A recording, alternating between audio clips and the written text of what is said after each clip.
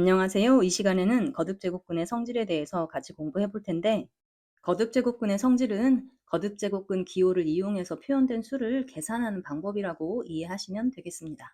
거듭제곱근 기호를 포함하고 있는 수를 계산할 때는 이 5개의 식을 이용하면 됩니다.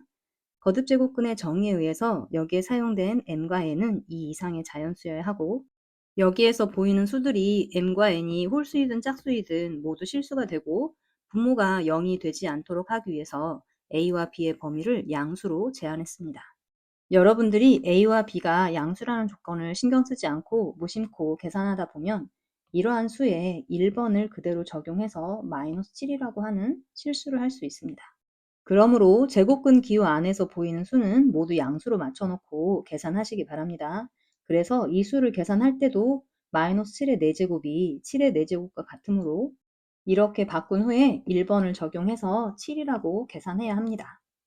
홀수 제곱근 안에서 보이는 마이너스는 밖으로 꺼낼 수 있으므로 반드시 이렇게 바꿔놓고 계산하시기 바랍니다. 거듭제곱근의 정의 단원에서 공부했듯이 a가 양수일 때 x의 n제곱 이퀄 a의 근은 이렇게 됩니다. 그래서 n제곱근 a는 n이 홀수이든 짝수이든 이 방정식의 근이 되고 특히 양수인 근이 됩니다. 그리고 x의 n제곱 이퀄 a의 양수인 근은 n이 홀수이든 짝수이든 n제곱근 a 하나밖에 없습니다. 이 내용을 이용해서 이 5개의 식을 차근차근 증명해 보도록 하겠습니다. 먼저 1번을 살펴보겠습니다. 1번에 사용된 n제곱근 a는 x의 n제곱 이퀄 a의 근이므로 여기 x자리에 이 수를 대입하면 성립합니다. 따라서 이 식은 쉽게 증명이 되어집니다. 그리고 이 수는 여기 a자리에 a의 n제곱이 들어가 있으므로 x의 n제곱 이퀄 a의 n제곱의 양수인 근입니다. 따라서 여기 x자리에 이 수를 대입하면 성립합니다. 이 식을 k라고 놓으면 이 수와 이 수는 n번 곱해서 k가 되는 수이므로 x의 n제곱 이퀄 k의 근이고 모두 양수이기 때문에 양수인 근입니다. 그런데 x의 n제곱 이퀄 k의 양수인 근은 한 개밖에 없기 때문에 이 수와 이 수는 같을 수밖에 없습니다. 따라서 이 식도 증명이 되어집니다. 2번입니다. 두 수가 같다는 것을 보이기 위해서 이 수를 먼저 해석해 보도록 하겠습니다. 이 수는 n번 곱해서 ab가 되는 수, 즉 x의 n제곱 이퀄 ab의 양수인 근을 뜻합니다. 따라서 이 수와 같다는 것을 보이기 위해서는 이 수가 이 방정식의 근임을 보이면 되겠습니다.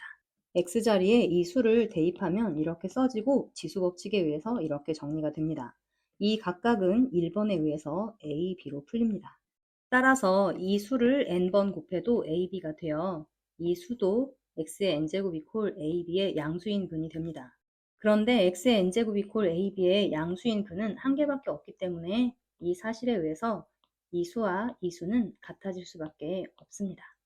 남아있는 3번, 4번, 5번 문제는 2번과 같은 방법으로 증명이 되어집니다.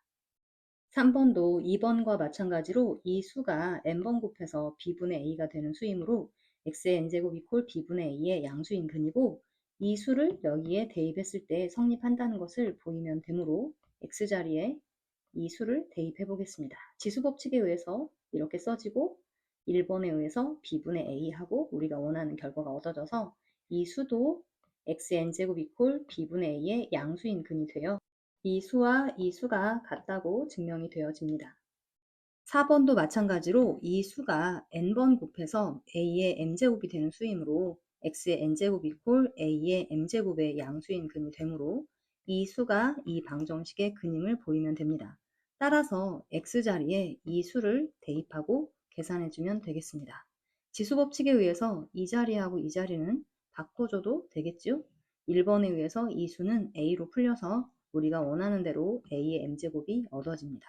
따라서 이 수도 이 방정식의 양수인 근이 되어 이 수와 이 수가 같다는 것이 증명이 되어집니다. 5번도 이 수부터 해석을 합니다. 이 수는 mn번 곱해서 a가 되는 수이므로 x의 mn제곱 이퀄 a의 양수인 근입니다. 따라서 이 수가 이 방정식의 근임을 보이면 됩니다. x자리에 이 수를 대입하고 계산을 해보겠습니다. n제곱분 기호를 없애기 위해서 m제곱을 먼저 계산을 해주는 게 좋겠지요. m제곱을 먼저 계산을 해주면 1번에 의해서 이 기호가 풀립니다. 따라서 n제곱근 a가 되고 역시 1번에 의해서 a로 풀려서 우리가 원하는 대로 이 방정식을 만족합니다. 따라서 이 수도 이 방정식의 양수인 근이 되어 이 수와 이 수가 같다는 것이 증명이 되어집니다. 이상으로 거듭제곱근의 성질 5가지에 대해서 증명해 보았습니다. 이 이외에 성질을 추가하는 경우도 있는데 그 추가된 성질들은 이 5가지로 충분히 계산이 되니 여러분들은 이 5가지만 잘 살펴보시면 되겠습니다. 그리고 거듭제곱근의 성질이 이렇다는 것은 아무리 그럴듯하다 하더라도 이 식으로 계산할 수 없는 식은 절대 성립하지 않는다는 것입니다. 예를 들어서 이 식이 주어져 있을 때 이렇게 계산하려고 하는 친구들이 있습니다. 그런데 이 수는 n번 곱해서 a 플러스 b가 되는 수이므로 x의 n제곱 이퀄 a 플러스 b의 근입니다. 이 수와 이 수가 같기 위해서는 이 수도 이 방정식의 근이 되어야 하므로 x자리에 이 수를 대입했을 때 a 플러스 b가 나와야 하는데 그러기 위해서는 이 수가 n번 곱해져서 나오고 이 수가 n번 곱해져서 나와야 하므로 이 식이 x의 n제곱 플러스 y의 n제곱이 되어야 합니다. 그런데 우리가 알고 있듯이 x 플러스 y의 제곱은 x제곱 플러스 y제곱에 2xy가 더해져야 하므로 이 식과 이 식이 다르고 x 플러스 y의 세제곱도 x세제곱 플러스 y세제곱에 3x제곱 y와 3xy제곱이 더해져야 하므로 이 식과 이 식이 다릅니다. 따라서 x 플러스 y의 n제곱이 x의 n제곱 플러스 y의 n제곱과 달라 이 식도 성립하지 않아서 이 수는 이 방정식의 근이 되지 않고 그래서 이 수는 이 수와 다릅니다. 루트 8 플러스 루트 50과 같이 거듭제곱근으로 표현된 두 수를 더할 때에는 이 각각의 수를 거듭제곱근의 성질을 이용해서 간단히 한 후 이 부분이 같아질 때 이 수를 문자 취급해서 계산하게 됩니다. 만약 이 부분이 같아지지 않는다면 더 이상 계산할 수 없습니다. 그래서 거듭제곱근의 성질은 덧셈이나 뺄셈에는 적용되지 않고 곱셈이나 나눗셈 그리고 제곱근 기호가 여러 번 겹쳐져 있을 때 적용된다는 것도 눈여겨봐 주시기 바랍니다. 거듭제곱근의 성질의 1번부터 3번까지는 중학교 때 배웠던 제곱근의 성질과 관련지어 생각하면 쉽게 기억이 될 것입니다. 4번도 크게 어렵지 않지요? 5번을 살짝 어려워하는 친구들이 있는데 자연스럽게 기억되는 친구들은 기억해서 사용하시고 아무리 해도 기억이 잘 되지 않는 친구들은 이 다음 지수의 확장해서 더 쉽게 계산하는 방법을 배우니까 스트레스 받지 마시기 바랍니다. 이 시간에는 거듭제곱근의 성질에 대해서 같이 공부해봤는데 증명이 많이 있었지요? 증명이 시험 문제에 거의 출제되진 않지만 거듭제곱근의 성질을 이해하는 데 많은 도움이 됩니다.